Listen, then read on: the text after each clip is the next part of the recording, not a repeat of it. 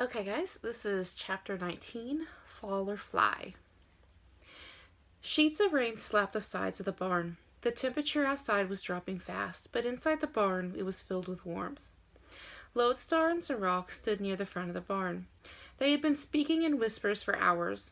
Evangeline and Charlotte rested while they watched Ebby play on the floor, leaping and jumping and pouncing and prowling and scouting. Faunus had left to scout the woods that morning and had not yet returned. Bo stood against one of the stalls with Alcott. "They will trace us here," Alcott said. "Hopefully the Magard will find us first." Bo sat down on a bale of hay.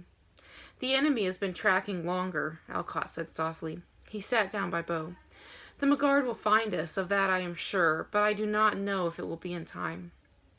"It will snow today," Bo said. "Perhaps that will buy us some time." Alcott nodded at Charlotte. "She is too young, undisciplined, and inexperienced to be at war." Bo rubbed his hands together. "She is. But Alcott, she is a bird thrown out of her nest. She must fly or fall.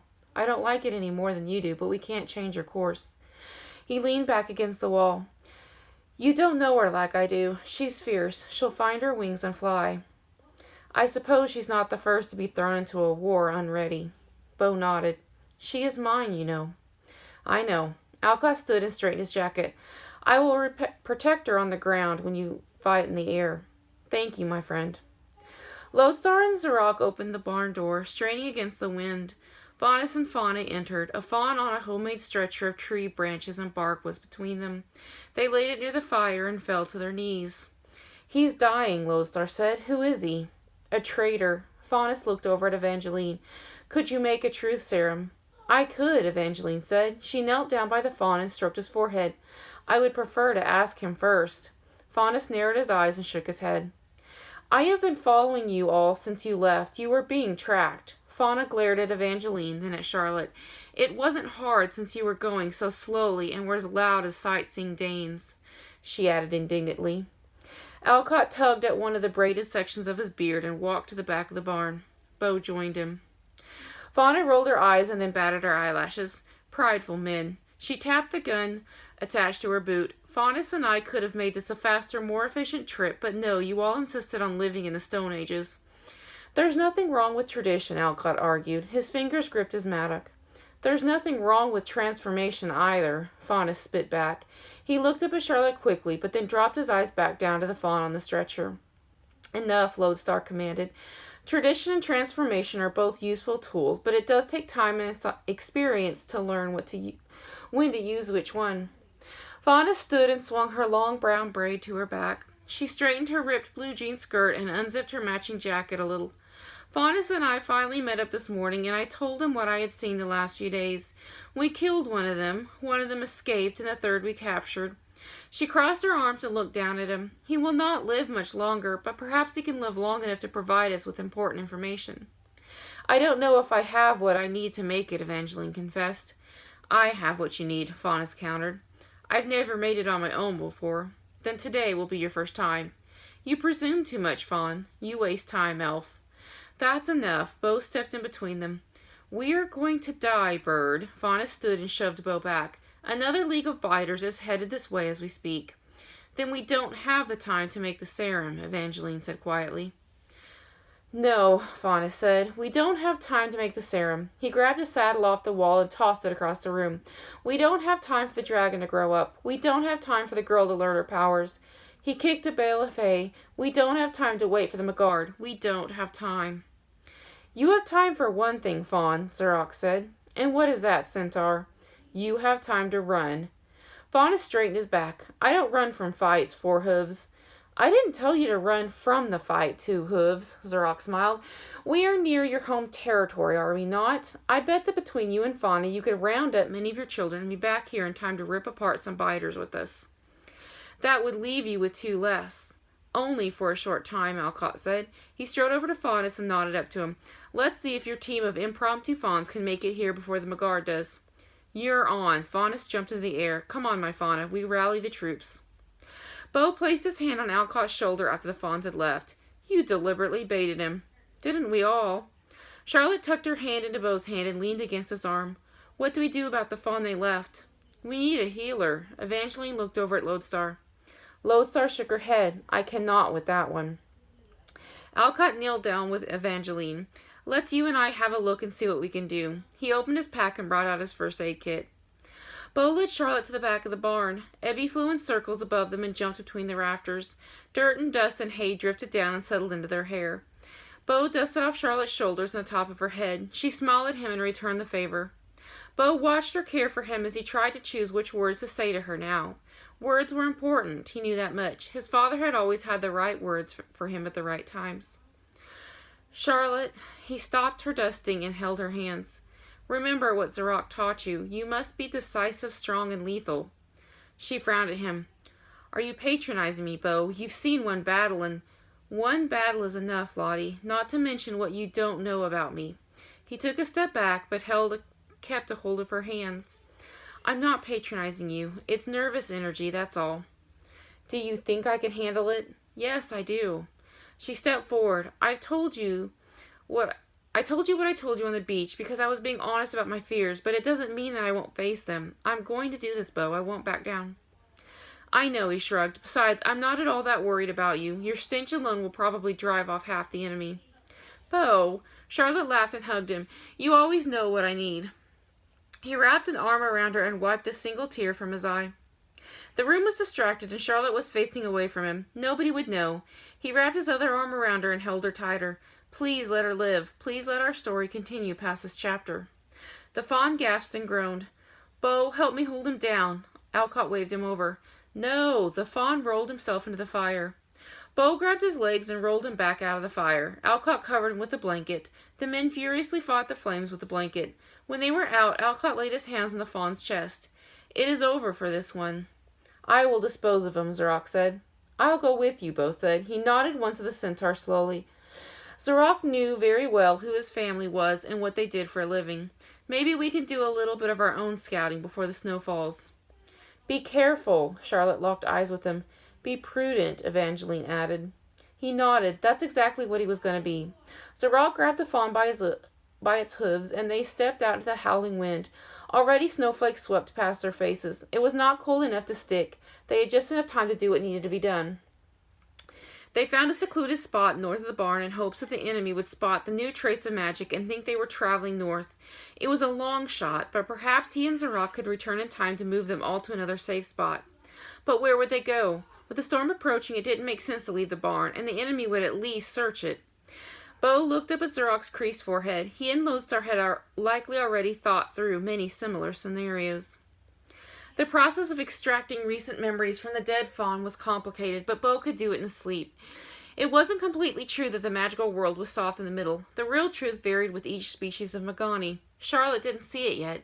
She didn't see the scars in Zarok's flank, or the hint of a limp in his hind left leg. She didn't know the true pride of the dwarves, or secrets the mermaids buried in the sea. No, she didn't even see the scars of the loved ones who stared back at her day after day.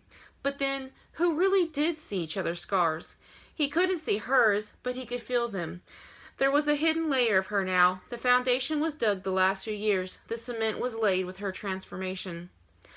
Do you have what you need? Yes. Bo straightened from his crouch. We don't want the enemy to know we have the information. Zarok threw the fawn body up in the air. It landed on the snowy rock with a series of crunches. Enough. Trample his head, Bo said without looking, and that should do it. Blood and snow mixed on the ground. Bo settled the stirrings in his stomach. Would he ever get used to this part? He spread his wings out and shook his feathers. They returned to the barn. The snow fell harder. The wind screamed. They huddled in a circle around the fire, cloaks wrapped around their bodies. Even the protection spell couldn't keep out all the cold. Bo looked at Zarok and nodded. Zarok would speak the words that Bo retrieved. Our enemy chose false centers of activity to lead anyone who put the planted clues together to ambushes, while he protected the real centers of activity. I do not like the depth of planning. Lodestar paced back and forth behind them all. Go on. There are 8 strongholds. Each one contains an Arx who oversees the operations of the stronghold, which includes searching and kidnapping. There is also one fortress. Zarok paused and frowned. We are around the corner from one of the strongholds, and we know that Arx Oscar is Faunus' eldest son. A rapping at the door interrupted him. A fawn with long black hair swept into a ponytail stepped into the barn. I am Phoebe. She wore leggings with buckles that matched her vest. Flower tattoos decorated her human half. She sashayed to the fire. Mother sent me ahead. The biters will be here shortly. We tried to divert them, Bo said. It didn't work. Bo stood. Your brother Oscar is the leader at a stronghold nearby. You are the eldest under Oscar, Lodestar said. Do you have any idea where he might have chosen to build? Phoebe frowned. Oscar. She closed her eyes. There is a place east of here that is important to him. It is outside of our family lands, and Father prefers not to visit there. She shook her head. But I was near there recently, and I didn't see anything. We believe that a weaver is also involved, Evangeline said. It could be hidden. We were foolish not to seek a weaver for our team, Lodestar said. We cannot fight against one. The screech of the biters filled the air. Ebby snarled and flapped her wings. Is she old enough to fight? Charlotte asked. She'll be fine, Lodestar answered. In fact, she's about to have her first real feast. Ebby and Bo, you knock them down to us as much as you can, Zarok commanded. Evangeline and I will take out as many as we can with our bow and arrows. It's not only biters coming at you, Phoebe warned. I saw at least one centaur. Ecos. Zarok scratched at the stubble in his face. I will take him. There were a lot of fawns, she paused. My parents will be here soon with more fawns to battle on our side. I'm afraid the lines will be blurred today. We'll have to do the best we can, Lodestar said. She looked at Evangeline and Charlotte. Remember that, true hearts. Bo pulled Charlotte close for a quick, firm kiss. Until we meet again, Karamia. Fly well, Bo. Lodestar and Zarok pushed the doors open. Out they went into the snow and the cold and the screeches and the unknown. The biters were black with a wingspan of 6 feet. Each biter had 8 retractable spider legs connected to the bat-like torso. The bat faces had the eyes of a spider. Ebby unleashed fire and ripped the wings off of any who came close to her. Bo sliced anything he could get near with a sword.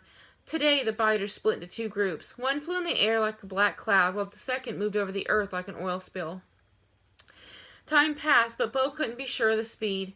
He caught glimpses of the battle beneath him. Faunus and a large group of fawns joined the battle not long after the start.